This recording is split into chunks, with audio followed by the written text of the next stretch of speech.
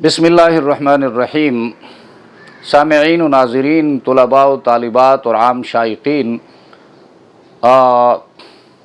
یہ بات چونکہ روز روشن کی طرح عیاں ہے کہ عربی زبان کی فضیلت جو ہے وہ تمام السنہ پر، تمام زبانوں پر برتر ہے، اس لیے کہ وہ قرآن کی زبان ہے، محمد رسول اللہ صلی اللہ علیہ وسلم کی زبان ہے اور اہل جنت کی زبان ہے۔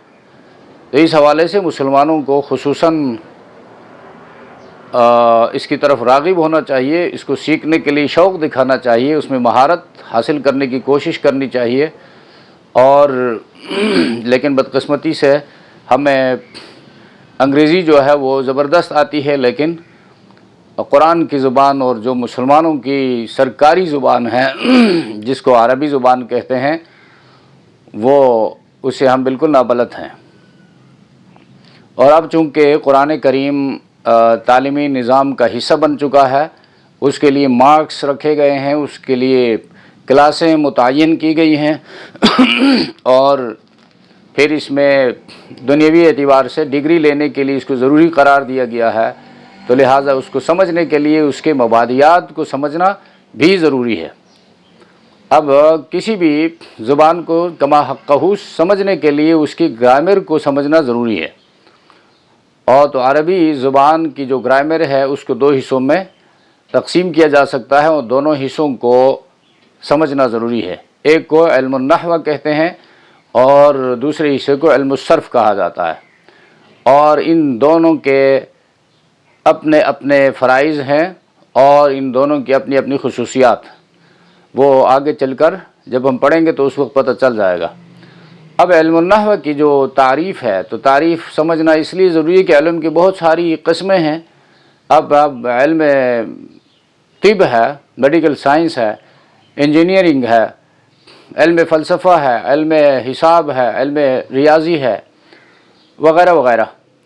تو تعریف کا پتہ جب چل جائے تو ٹارگٹ جو ہے متعین ہوتا ہے اور منزل متعین ہوتا ہے، اس کی طرف پھر چلنا آسان ہوتا ہے۔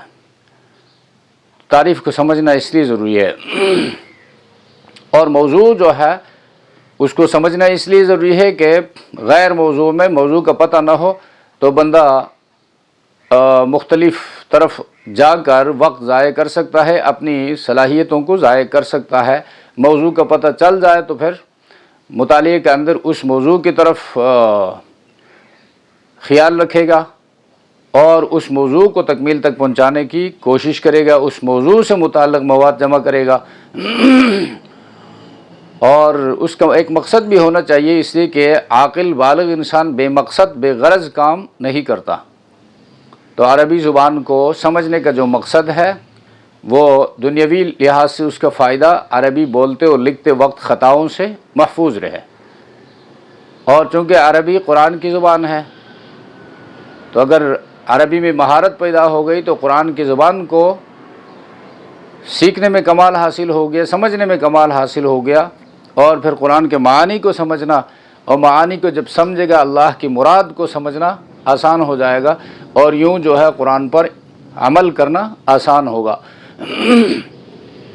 تو علم نحو کی تعریف جو ہے، نحو وہ علم ہے جس میں اسم فعل حرف کو ملانے کا طریقہ، اب ملانے کا طریقہ مطلب اسم کو فعل کے ساتھ کیسے ملائیں گے، فعل کو اسم کے ساتھ کیسے ملائیں گے، اسم کے ساتھ دوسرا اسم آ جائے تو اس کو کیسے ملایا جائے، اور اسم کو حرف کے ساتھ کیسے ملایا جائے، اور حرف کو فعل سے کیسے ملایا جائے، اور معرب مبنی ہونے کے لحاظ سے تینوں کلموں سے مراد یہ اسم فعل حرف ہے، ان کی آخر کی حالت معلوم ہو۔ اب یہ اس کی اصطلاحات ہیں، معرب اور مبنی کو اب یہاں زیر بحث نہیں لایا جا سکتا، اسی کہ مستقل 2-3 کلاسیں ضروری ہیں ان کو سمجھنے کے لیے۔ تو اب تعریف کے اندر صرف ان چیزوں کو سمجھنا ضروری ہے۔ اب موضوع، جس علم میں موضوع کہتے کسے ہیں، جس علم میں جس چیز کے حالات سے بحث کیا جائے وہ اس علم کا موضوع کہلاتا ہے۔ مثلا ہم دیکھتے ہیں علم طب جو ہے، میڈیکل سائنس میں بحث ہوتی ہے इंसानी बदन के ऊपर, लेकिन किस लिहाज से कि वो तंदुरुस्त है या बीमार है, इस लिहाज से बहस होती है। अब मेडिकल साइंस में फिर बदन इंसानी के अंदर 3 चीज़ें हैं, खून है, ब्लड है, गोश्त है और बोन्स हैं, हड्डियाँ। अब ये 3 चीज़ें अगर तंदुरुस्त हैं तो इंसान सेहतमंद है, अगर कोई बीमारी है तो इन 3 चीज़ों में देखा जाएगा, रिसर्च किया जाएगा। तो बहस इंसानी बदन के ऊपर किया जाता है, तो इंसानी बदन मौजू हो गया इल्म तिब का, मेडिकल साइंस का। इसी तरह यहाँ पर इल्म नहव में कलिमा और कलाम से बहस किया जाता है। कलिमा और कलाम के हालात, इनकी कितनी हालतें हैं, इसलिए नहव का मौजू कलिमा और कलाम है। और सीखने की गरज इंसान अरबी बोलते और लिखते वक्त ख़ताओं से महफूज रहे और अल्लाह की रज़ा मकसूद हो। इसलिए अल्लाह की किताब को सीखने के लिए हम इनका फ़हम हासिल करना चाहते हैं। अरबी ज़ुबान हमारी ज़ुबान नहीं है, अरबों की ज़ुबान है, और इस हवाले से हम अरबी सीखना नहीं चाहते हैं, बल्कि कुरान को समझने के लिए, हदीस नबवी को समझने के लिए कुरान की ज़बान को सीखने के हम मोहताज हैं, ताकि हम अपने दीन को सही तरीके से समझ सकें। इस इल्म का, इल्म नहव का मौज़ू जो है, बुनियाद रखने वाला, इसके बुनियाद रखने वाले हज़रत अली रज़ी अल्लाह तआला अन्हु के मशवरा से उनके शागिर्द हैं ताबिई हज़रत अबुल अस्वद दुआइली रहमहुल्लाह हैं, और जिनको हज़रत अली ने मशवरा दिया और उसको कुछ इल्म नहव के उसूल बतलाए। इन उसूलों को आगे एक्सप्लेन करके मज़ीद जो है इसके ऊपर काम करो। तो हज़रत अबुल अस्वद दुआइली रहमहुल्लाह ने उनके ऊपर काम किया और हज़रत अली को दिखाते रहे, और हज़रत अली उनकी तस्दीक करते रहे, उनमें तस्हीह करते रहे, और आखिरकार ये इल्म नहव ये वजूद में आया। तो लफ्ज़ से हम अपने सबक का आगाज़ करते हैं। लफ्ज़ की तारीफ़। अब इस इल्म में जो इस्तिलाहात हैं उनको समझना ज़रूरी है, उनका लुग़त में माना क्या है, इस्तिलाह में माना क्या है। तो लफ्ज़ की तारीफ़ लुग़वी, लुग़त में लफ्ज़ का माना है फेंकना। लफ़ज़तु अरबी में कहते हैं फेंका, मैंने फेंका, लफ़ज़तु मैंने फेंका। अब ये लुग़वी माना है। अब नहव की ज़ुबान में या इस्तिलाही माना, जब इस्तिलाही माना कहा जाए तो फिर जिस इल्म में बहस चल रहा है उस इल्म की ज़ुबान है, जिस सब्जेक्ट में बात हो रही है उस सब्जेक्ट की ज़ुबान है। इस्तिलाही माना से मुराद यह है, मसलन कोई कानून पढ़ा रहा है या पढ़ रहा है, तो उसमें कोई लफ्ज़ इस्तेमाल हो जाए तो उसके लिए कोई फ़िज़िक्स की डिक्शनरी देखना नहीं चाहता, बल्कि कानून की डिक्शनरी उठाएगा और उसमें उस लफ्ज़ को तलाश करेगी कि कानून में इसका माना क्या है तो वो इस्तिलाही माना कहलाएगा। अब यहाँ पर भी इस्तिलाही माना तो नहव की ज़ुबान में जिस इल्म में, जिस सब्जेक्ट में हम लगे हुए हैं वो इल्म नहव है। तो इल्म नहव की ज़ुबान में इंसान के मुँह से हुरूफ की सूरत में जो आवाज़ निकलती है उसे लफ्ज़ कहते हैं। मसलन किताबुन, अब काफ ता अलिफ बा इनको जोड़ा गया तो किताब का लफ्ज़ वजूद में आया। किताबुन, अब लफ्ज़ जो है किताब, रजुलुन आदमी, तो आगे इस लफ्ज़ की फिर 2 किस्में हैं। चूँकि जितने अल्फाज, जितने हुरूफ इंसानों की ज़ुबान से निकलते हैं वो सब कारआमद नहीं होते हैं, बामाना भी नहीं होते हैं, लिहाजा हमारा ताल्लुक़ बेकार बातों के साथ नहीं है या मुहम्मल किस्म के जुमलों के साथ हमारा ताल्लुक़ नहीं है। इसलिए देखना होगा कि लफ्ज़ की 2 किस्में हैं, एक मौजू, दूसरा मुहम्मल। मौजू माना मानादार, जिसको सोच समझ कर किसी मकसद के लिए बोला गया है, वो कोई माना रखता है। वो मसलन बैतुन घर है, तो घर ठिकाने को कहते हैं जिसमें बंदा آرام کرتا ہے، رات گزارتا ہے، کراستن کاپی اور جو لکھنے کے کام آتا ہے، اس کے مقابلے میں مہمل اردو میں جو استعمال ہوتا ہے بس یہی وہی مہمل ہے، بے معنی، بیکار، مثلا دائس، اس کا کوئی معنی نہیں ہے۔ اب اس چیز کو مستثنا کرنا ہے، اس کو ہم نے نکالنا ہے۔ یہ نمبر 2 جو ہے یہ مہمل، اس کا ہمارے بحث کے ساتھ، ہمارے سبق کے ساتھ کوئی تعلق نہیں ہے، بلکہ مہمل الفاظ سے، مہمل کاموں سے بچنا چاہیے۔ لفظ موضوع جو ہے نمبر 1 میں، موضوع جو ہے اس کی 2 قسمیں ہیں، ایک ہے مفرد، دوسرا ہے مرکب۔ مفرد کو کلمہ بھی کہتے ہیں۔ اب اس کی تعریف کیا؟ مفرد وہ تنہا لفظ ہے۔ اب دیکھو، جب ہم نے لفظ کہا تو پھر یہ چلا گیا یہاں پر لفظ کی تعریف، یعنی انسان کے منہ سے حروف کی صورت میں جو آواز نکلتی ہے اسے لفظ کہتے ہیں۔ تو یہ وہ تنہا لفظ ہے۔ اب لفظ میں یہ دونوں آتی تھی، موضوع، مہمل، تو مہمل کو ہم نے نکالا تو جو ایک معنی پر دلالت کرے، ایک معنی کو بتائے تو موضوع ہو گیا۔ دیکھو، معنی کو بتائے تو معنی دار ہو گیا، موضوعی لفظ ہو گیا۔ مثلا قلم، لکھنے کا آلہ ہے، اس کو قلم کہتے ہیں۔ جامعاتن جس میں بہت سارے شعبے ہیں، طلباء، اساتذہ اس میں آتے ہیں، پڑھاتے ہیں، تو اس کو یونیورسٹی کو جامعہ کہتے ہیں وغیرہ۔ اور دوسرا ہے مرکب وہ لفظ جو 2 یا زیادہ کلمات سے مل کر بنے، 2 یا زیادہ، اس لیے کہ ایک کو جو بتاتا ہے اس کو کلمہ و مفرد کہتے ہیں، اور 2 یا زیادہ کلمات کو ملا کر بنایا جائے یا کلمات سے مل کر بنے، اس کو مرکب کہا جاتا ہے۔ مثلا کتاب اللہ، اب دیکھو کتاب اور اللہ، ان کو ملایا تو مرکب بن گیا، اور مرکب ناقص کتاب اللہ، اللہ کی کتاب۔ اور انا مہندس، میں انجینئر ہوں، انا طالب العلم، میں طالب علم ہوں۔ تو یہاں تک مفرد اور مرکب کا بیان ہے۔ اس کے بعد پھر مفرد اور مرکب کے حوالے سے بات ہوگی۔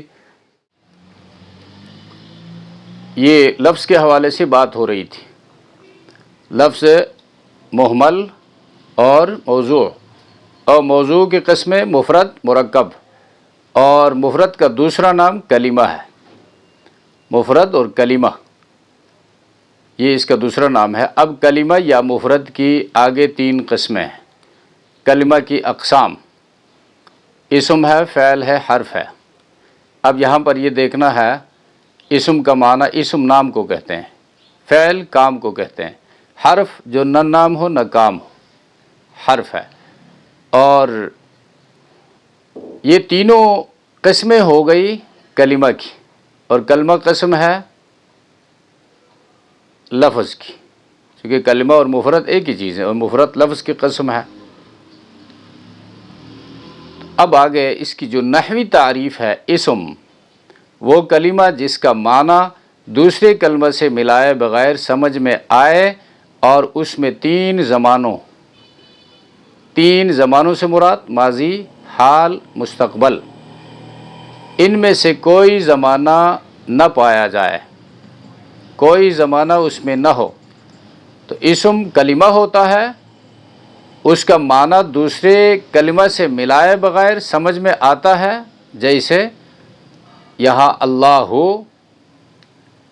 رسول، کتاب، کسی اور کلمہ سے ملانے کی ضرورت نہیں۔ کتاب کہنے سے سننے والے کو اس کا پتہ چل جاتا ہے کہ یہ بندہ کہنے والا کتاب کا نام لے رہا ہے، اور کتاب پڑھنے کی چیز ہے۔ یا کلیتن، کالج کو کہتے ہیں، اور کالج میں علم حاصل کیا جاتا ہے۔ تو ماضی، حال، مستقبل، 3 زمانوں میں سے کوئی زمانہ نہ ہو اس میں، یعنی اسم کلمہ ہوتا ہے، وہ دوسرے کلمے کے ملانے کا محتاج نہیں ہوتا، 3 زمانوں میں سے کوئی زمانہ اس میں نہ پایا جائے، یعنی کسی زمانے کا نہ پایا جانا اس میں ضروری ہے، کسی کلمہ کے ملائے بغیر اس کا معنی سمجھ میں آ جائے، اور وہ کلمہ کی قسم ہے، اسم کلمہ کی قسم ہے۔ اور دوسرا ہے فعل. فعل وہ کلمہ جس کا معنی دوسرا کلمہ ملائے بغیر سمجھ میں آئے، یہاں تک کوئی اس کے ساتھ یہ مشترک ہو گیا. یہاں پر بھی یہ دوسرے کلمہ ملائے بغیر سمجھ میں آئے، اور وہاں پر بھی یہ دوسرا کلمہ ملائے بغیر سمجھ میں آئے، اور تین زمانوں میں سے کوئی زمانہ اس میں پایا جائے. یہاں تھا نہ پایا جائے، کوئی زمانہ نہ ہو، ماضی حال مستقبل میں سے کوئی زمانہ نہ ہو. یہاں پر چونکہ فعل ہے، اور فعل میں تین زمانوں میں سے ماضی حال مستقبل میں سے کسی ایک زمانے کا اس میں پایا جانا ضروری ہے. اسے جب کام ہوتا ہے تو کسی زمانے میں ہوتا ہے، ماضی میں ہوا ہے یا اب ہو رہا ہے یا آئندہ ہوگا. تو ماضی میں ہوا ہے تو ماضی ہے، اور اب ہو رہا ہے تو حال ہے، آئندہ ہوگا تو مستقبل ہے. جیسے قرأ زیدن، زید نے قرأ زیدن، زید نے پڑھا. تو کب پڑھا ہے؟ زید نے پڑھا زمانہ ماضی میں. اس کو کہتے ہیں فعل، اور ماضی ہے، معروف ہے، اسی کے اس کا فاعل معلوم ہے تو فعل معروف کہلایا. اور واحد ہے، اسی کے ایک پر دلالت کرتا ہے، اور مذکر ہے، اسی کے مؤنث کی کوئی علامت اس میں نہیں ہے. یہ ساری باتیں اس میں جمع ہو گئی. اور حرف وہ کلمہ جس کا معنی دوسرا کلمہ ملائے بغیر سمجھ میں نہ آئے، یعنی حرف ہر حوالے سے محتاج ہوتا ہے دوسرے کلمے کا. جب تک دوسرا کلمہ اس کے ساتھ نہ ملایا جائے یہ اپنا معنی نہیں دے گا. ویسے حرف کا اپنا معنی جانب کو کہتے ہیں، طرف کو کہتے ہیں، کنارے کو کہتے ہیں. تو اب دیکھیں مثال، جیسے ان کا معنی اگر.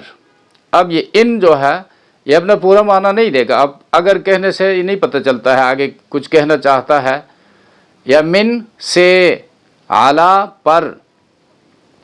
اب اس کو مثلا من ہے اور اعلیٰ ہے، میں کہتا ہوں سیر تو، میں نے سفر کیا، سیر کی، من بشاورہ الی راولبندی، من سے بشاورہ پشاور سے، الی راولبندی راولبندی تک.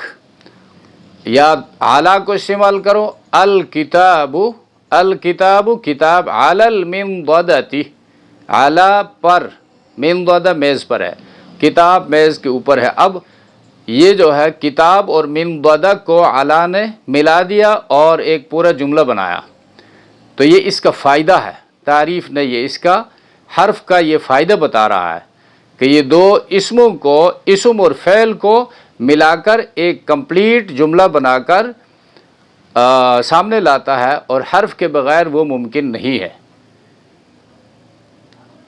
اب اس کے بعد سیکنڈ لیکچر میں انشاءاللہ ہم اسم کو سمجھنے کی علامات، فعل کو سمجھنے کی علامات اور حرف کی علامات ان پر پڑھیں گے.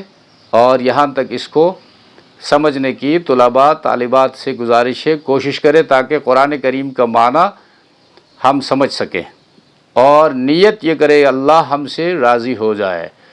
ان تمام کاوشوں کے بعد، اس تمام محنت کے بعد اللہ کے کلام کو جس میں اللہ کی مرضی پوشیدہ ہے، اللہ کے رضامندی اور اللہ کی ناراضگی کے اسباب وہاں بیان ہوئے ہیں، ان کو ہم صحیح طریقے سے سمجھ سکیں، اور یوں جو ہے ہماری دنیا و آخرت سنور جائے. تو ہمارے درس کا خلاصہ یہ ہے کہ لفظ یا بامعنی ہوگا یا بے معنی. بامعنی ہے تو موضوع کہلائے گا، بے معنی ہے تو مہمل.